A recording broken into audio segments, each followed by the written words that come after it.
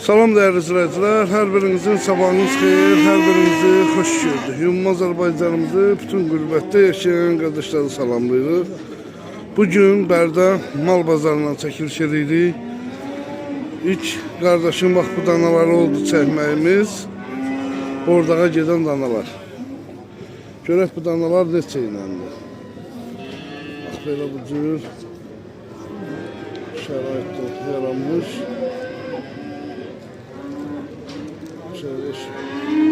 Meşrutların içinde olan danalar.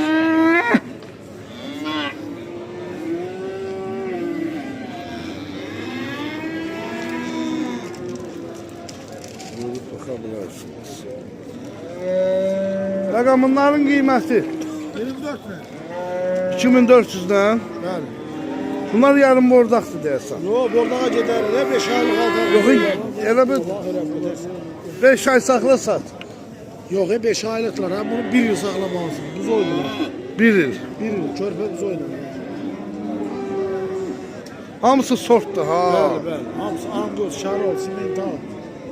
Bu akşar oldu ha. Boz. Ha. Hə. Bu anqozdur, bu anqozdur.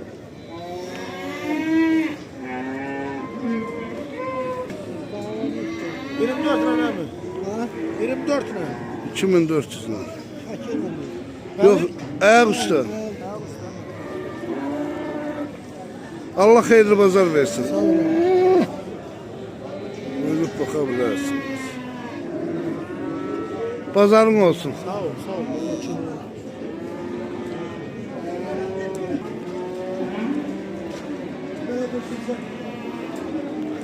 Neçəyləndi bunların qiyməti? 3300 lira. Da bu danalar neçəyləndi? Neşe. Ha? 2700 lira. Bak belə çəkəcəm hamısını baxasınız sizdən. Hal-hazırda gördüğünüz gibi. Allah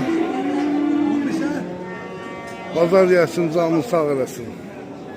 Bax belə bu cür şərait yaradır. Asfaltın üstündə. Rahatçılıq.